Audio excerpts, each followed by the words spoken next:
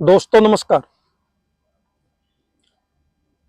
Congress party भी और कांग्रेस के जितने भी विधायक दल के नेता जो चुने गए हैं, जो एमएलए चुने गए हैं मध्य प्रदेश के अंदर, राजस्थान के अंदर, छत्तीसगढ़ के अंदर और तेलंगाना के अंदर मौजूदा जो सरकार बना दी गई है कांग्रेस की, वो भी बधाई के पात्र हैं।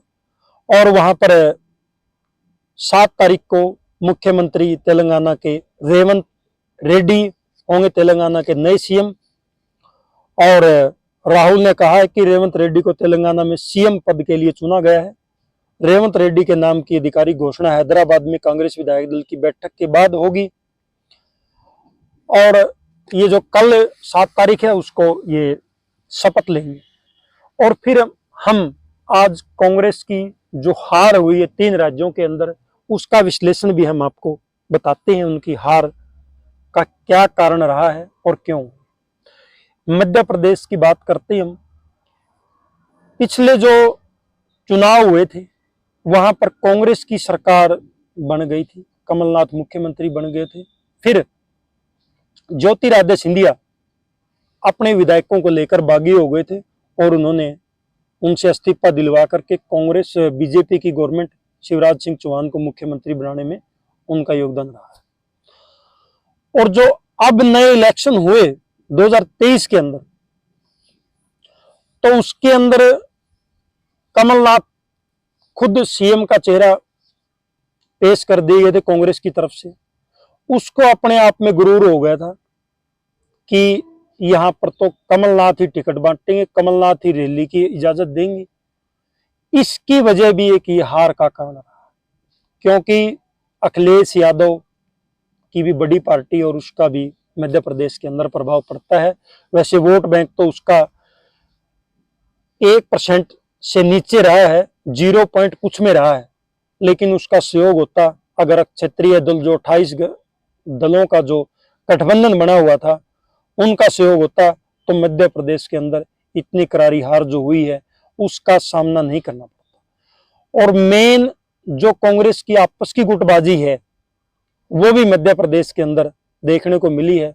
बहुत सारे लोगों को, एमएलए को बताया गया कि जीतने वालों को टिकट कम मिली और हारने वालों को ज्यादा प्राथमिकता दी गई, इसी वजह से कांग्रेस की वहां पर आ रही है।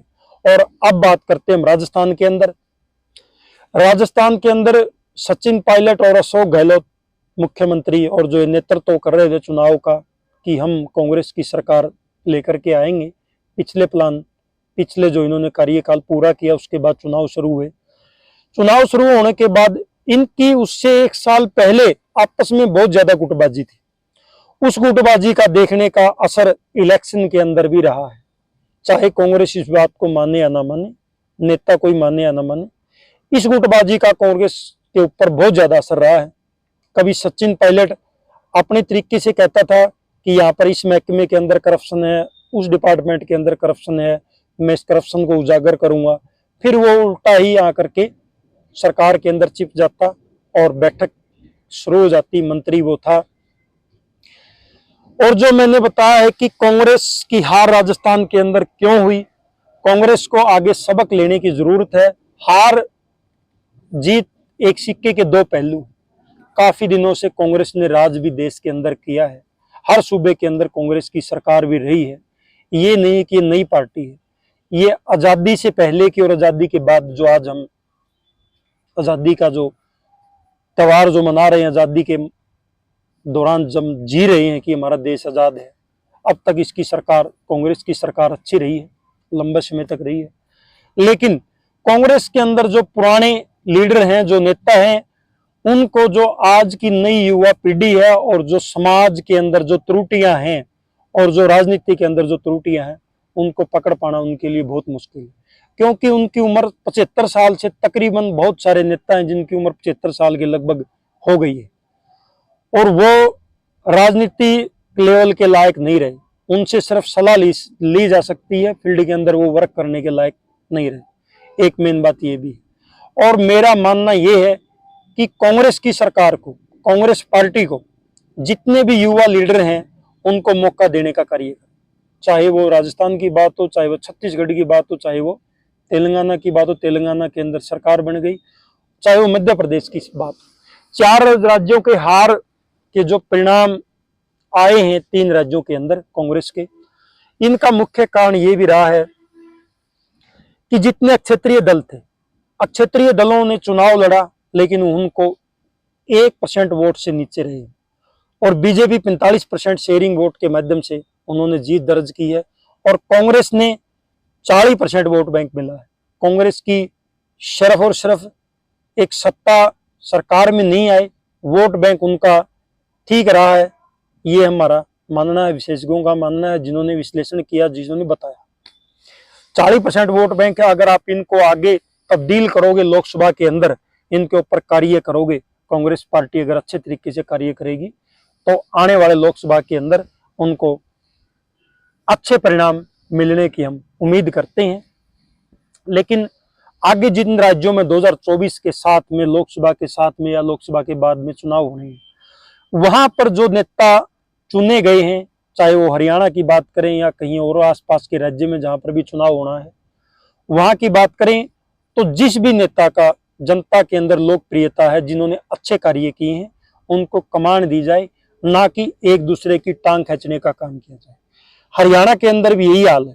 अगर इस तरह का हाल आपका बना रहा तो आपको सत्ता तो दूर की बात है, आपके एमएलए भी छिटपुट हो जाएंगे, आप विपक्ष के नेता भी नहीं रह पाओ, जो आज के अंदर आपकी जो हालत चली हुई है।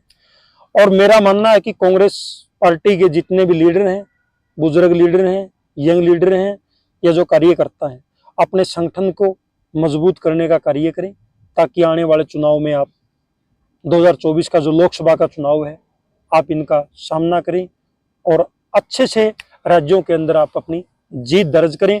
और जो आपस की लड़ाई है, जो कांग्रेस पार्टी का लीडर एक दूसरे को गाली गलौज और टांग खींचना जो कार्य कर रहा है, इसको आप जल्दी से जल्दी सुलझाने का कार्य करें, ताकि आपको जो 3 राज्यों के परिणामों ने आपको बताया है, और 28 दलों की जो बैठक होनी थी 5 दिसंबर को, वो भी स्थगित हो गई है। ये सिर्फ हार की वजह से स्थगित हुई है, ना कि कोई और रीजन इसका। हम इसको जो ना डायरेक्ट आपको हिट करते हैं, आप इसका चाहे बुरा माने या ना माने। और मेरा कांग्रेस के सभी कार्यकर्ताओं से और कांग्रेस के नेताओं से एक ही आग्रह है कि आप 2024 के लोकसभा के चुनाव की तैयारियां करें, और जिन राज्यों के अंदर चुनाव होने हैं वहां पर अपनी पार्टी को और अपने संगठन को, अपने कार्यकर्ताओं को मजबूत करने का कार्य करें, और जनता को टाइम देने का कार्य करें। जनता की जो नब्ज है, जो जनता की जो समस्याएं हैं, जनता के जो मुद्दे हैं, गली मोहल्ले और शहर के, उन मुद्दों को आप उठाने का कार्य करें, ताकि आने वाले भविष्य में आपके लिए, आने वाला समय आपके लिए अच्छा हो। और 3 राज्यों के अंदर जो बीजेपी की सरकार चुनी गई है, जो जीतते हुए मैंडेट उनको मिला हुआ है, और जो उन्होंने वादे और इरादे किए हैं, सेंटर के अंदर भी उनकी गवर्नमेंट है और स्टेट के अंदर भी उनकी गवर्नमेंट अब बन गई है। 450 रुपए का सिलेंडर, और जो उन्होंने बहुत सारे मैनिफेस्टो के अंदर वादे किए हैं, उनके ऊपर अभी से वो अमल करने का कार्य करें। मेरा सभी चुने हुए विधायकों को और बनने वाले मुख्यमंत्रियों को 3 राज्यों के अंदर बहुत बहुत बधाई के पात्र हैं।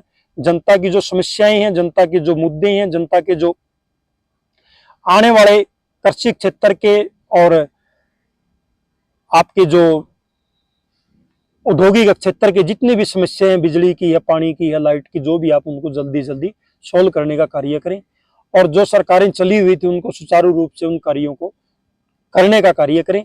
सभी चुने हुए विधायकों को और चुनी हुई सरकारों को, और जो जनता ने ये जनादेश आपको दिया है, इसका आप सदुपयोग करें, और जनता की जो समस्याएं हैं उनको आप जल्दी जल्दी उनका निवारण करें। जो आपने लोक लुभावन वादे कांग्रेस ने भी किए थे और बीजेपी ने भी किए थे, ये जनता को बहकाने की बजाय उनके ऊपर अमल करने का कार्य बहुत ही जरूरी है, ताकि भविष्य के अंदर भी हम और जनता किसी के ऊपर विश्वास करने के लायक रह जाए। सभी साथियों का बहुत बहुत धन्यवाद।